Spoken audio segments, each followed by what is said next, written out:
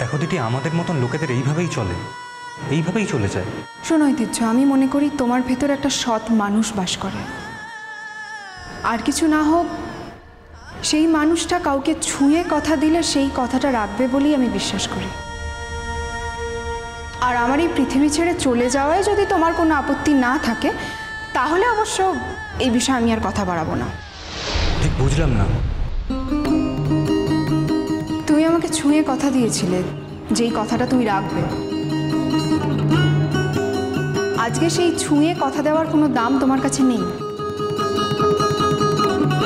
এটা হয়তো তোমার কাছে একটা সাধারণ সংস্কার, তুমি হয়তো এটা মানো না, আমি অবশ্য এটা মানি। আর যদি অন্য কোনো কারণেই আমি মারা যাই, তোমার কি একবারও মনে হবে না তুমি আমার কথা রাখোনি? তুমি আমাকে ছুঁয়ে যে কথাটা দিয়েছিলে, সেই কথাটা তুমি রাখোনি বলেই আমি এই পৃথিবী ছেড়ে চলে গেলাম। অনেকক্ষণ থেকে বাজে কথা বলছো, এইসব বাজে কথা আমি শুনতে চাই না দিঠি। তোমার কাছে যেটা বাজে কথা, সেটা আমার কাছে অত্যন্ত দামি। এটা কি ম্যাজিক নাকি? কবে লেখাপড়া ছেড়ে দিয়েছি আমি দিঠি, এখন আমি চাকরির পরীক্ষা দেবো আর চাকরি পেয়ে যাবো? নাই পেতে পারো, কিন্তু একবার চেষ্টা করে দেখতে তো কোনো অসুবিধে নেই। এটার জন্য অনেক পরিশ্রম লাগে দিঠি। আমি সারাদিন কাজকর্ম করে আমি পড়াশোনা কখন করব? 3টে মাস সময় দাও নিজেকে, এতদিন তো গেছে। তোমার যা মেয়াদ ছিল, তুমি তার আগেই ছাড়া পেয়েছো। ধরো যদি তোমার মেয়াদ 3 বছরই হতো, তাহলে আরো 3টে মাস কেটে যেত, তখন তুমি কি করতে? মনে করো না যে সেই 3টে মাসের মেয়াদই চলছে তোমার এখনো। চোখের সামনে ছিলাম না তখন এক কথা, এখন যখন চোখের সামনে আছি, আমার পরিবার অন্য কারোর দয়ায় চলবে আর আমি নবাবী করে লেখাপড়া করব, এটা হতে পারে না। তোমার পরিবারের লোকের অন্যের দয়া চলা দরকার হবে না ঐতিহ্য। তোমার বাবা বৌদি এখান থেকে কিছু টাকা রোজগার করে, আর তোমার বোনও টিউশনি করে। সে নিজের খরচা নিজেই চালায়, সংসারের খরচা ঠিকই চলে যাবে। না চললে তুমি দেবে? হ্যাঁ, ধারের পরিমাণটা হয়তো বাড়বে, কিন্তু চাকরি পেয়ে গেলে তো এই ধার শোধ করতে তোমার বেশি দিন সময় লাগবে না। বাজে কথা ছাড়ো দিঠি। আমি চাই না তুমি আর মাধবপুরে আসো, আমি চাই না তোমার সাথে আমার কোনো রকম কোনো যোগাযোগ থাক। তোমার কথা আমি রাখবো, অক্ষরে অক্ষরে পালন করব তোমার কথা। প্রয়োজন হলে আমি তোমাকে ছুঁয়ে কথা দিচ্ছি যে আমি তোমার সঙ্গে আর কোনো ব্যক্তিগত সম্পর্ক রাখবো না। কিন্তু তার মানে এটা নয় যে মাধবপুরে আমার যাতায়াত বন্ধ হয়ে যাবে। মাধবপুরে আমি আসব, এবং সেটা মাধবপুরের লোকজনের জন্যই আমি আসব। তার সঙ্গে তোমার কোনো সম্পর্ক নেই, এটা কিন্তু আমি পরিষ্কার করে বলে দিচ্ছি। তুমি যদি আপত্তি করো, আমি তোমার সঙ্গে সম্পর্ক রাখবো না। তোমাদের বাড়িতে তো আমি যাচ্ছি না, আর যাবও না, কিন্তু মাধবপুরে আমি আসব। আমাকে একটা কথা দিতে হবে। কি কথা? তুমি এই 3 মাস খুব মন দিয়ে লেখাপড়া করবে, আর এই কম্পিটিটিভ এক্সাম দিয়ে একটা চাকরি পাবে। মূর্খের স্বর্গে বাস করছো দিঠি, এভাবে হয় না।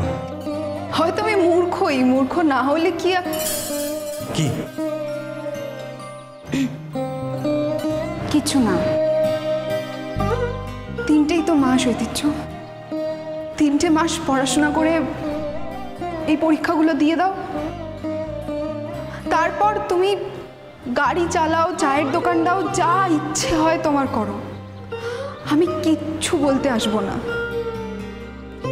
আমি ধরে নেব যে আমাকে তুমি যে কথাটা দিয়েছিলে সেটা তুমি রেখেছো। শোনো দিঠি, একটা কথা তুমি জেনে রাখো, তুমি যদি এটা মনে করে থাকো যে তুমি আমাকে চাকরির পরীক্ষা দিতে বলছো, আর কোনো মতে ভাগ্যের জোরে যদি আমি চাকরিটা পেয়ে যাই, তখন তুমি সকলের সামনে এটা প্রমাণ করবে যে তুমি যে ছেলেটাকে পছন্দ করেছো সে চাকরি করে, সে আর 5 জন সাধারণ লোকের মতন জীবনযাপন করতে পারে, আর সেদিন সে তোমায় বিয়ে করবে, তাহলে কিন্তু তুমি খুব ভুল করবে দিঠি। আমি কি বোকা নাকি যে হঠাৎ করে এরকম একটা কথা ভাববো? আর তুমি তো আমাকে বলেই দিয়েছো যে তুমি ওই সোনালি নাকে কি বললে একটা, তাকে বিয়ে করবে। হ্যাঁ, আই লাভ সোনালি।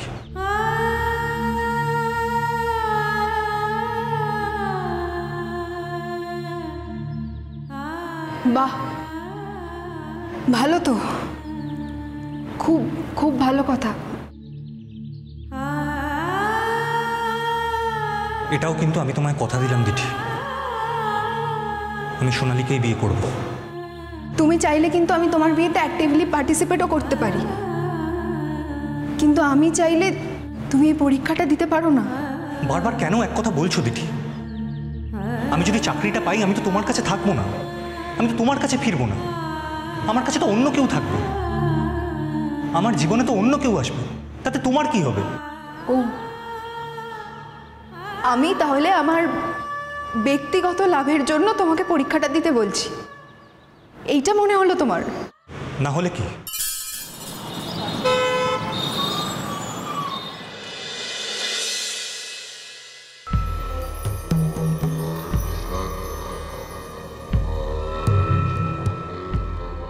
বলো জন আন্টি, তুমি আমার বাড়িতে আসতে চেয়েছিলে?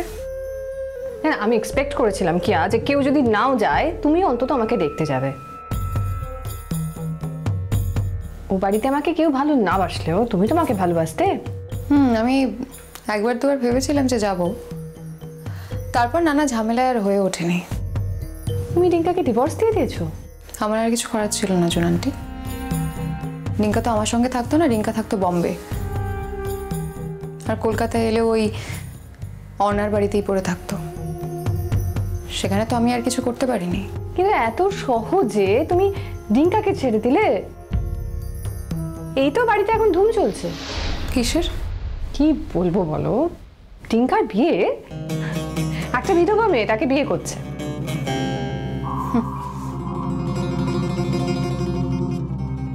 এটা তো হওয়ারই কথা ছিল। তুমি এত সহজে সবকিছু কেন মেনে নিচ্ছ আমি তো সেটাই বুঝতে পারছি না। কত টাকা দিয়েছে তোমাকে রিঙ্কা যে তুমি এত সহজে সবকিছু মেনে নিচ্ছ? একটা জিনিস জেনো জন আন্টি, টাকা পয়সার থেকেও না স্বামী অনেক বড়। হ্যাঁ, আর আমি টাকা পয়সা নিয়েছি ঠিকই, টাকা পয়সার আমার দরকার আছে, কিন্তু টাকা পয়সাটা নেওয়ার আরো বড় কারণ হলো ওকে পানিশ করা। বললাম না, আফটার এভরিথিং একটা মেয়ের কাছে তার স্বামী অনেক বড়। ছাড়লে কেন? এমন পরিস্থিতি হয়ে গেলে যে কিছু করা গেল না। ও তো আমার সঙ্গে থাকতেই চাইলো না। শ্বশুর বাড়িতে থাকার রাইট যে তোমার আছে সেটা তো তুমি নিশ্চয়ই জানো। শ্রীময়ী কিন্তু সেইভাবেই আমাকে এই বাড়িতে নিয়ে এসেছে। আমার যদি এই বাড়িতে থাকার অধিকার থাকে তোমার ডেফিনেটলি আছে। ওখানে থেকে আমি কি করব? আমি ওখানে ওভাবে থাকতে পারবো না। আমার হাজবেন্ড আমার চোখের সামনে অন্য একজনকে নিয়ে থাকবে, আর আমি ওই একই বাড়িতে থেকে যাব, আমার কি দরকার আছে? আমি নিচু জীবনটা মেনে নিতে পারি না, যেটা ডিঙ্কার মা করে গেছে। শ্রীময়ী তো এই করেই শান্তি পেল না, বাড়িটা আঁকড়ে পড়ে থাকলো এবং এইভাবেই অনিন্দর মন থেকে আমাকে সরিয়ে দিল। সো শ্রীময়ী যদি এটা করতে পারে তুমি কেন পারবে না কিয়া? তুমি কেন ডিঙ্কার মন থেকে অর্ণাকে সরাতে পারবে না?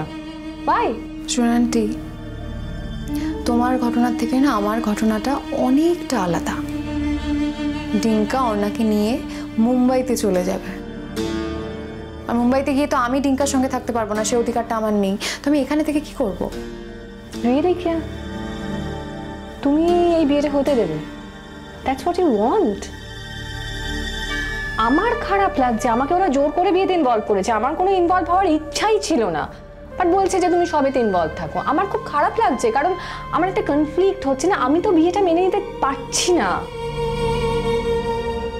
আর দেখো আমি তো কিছু বলতে পারছি না, কারণ আমি ইনফ্যাক্ট ওদের দয়ায় এই বাড়িতে এসে পৌঁছেছি, ওদের দয়ায় আমি এই বাড়িতে আছি, আমি কিছু বলতে পারছি না। আর দ্য কনফ্লিক্ট ইজ যে আমি মন থেকে বিয়েটা মানতে পারছি না। আমার তোমার জন্য খুব খারাপ লাগছে কিয়া, আমি সেজন্যই তোমার কাছে ছুটে এসেছি।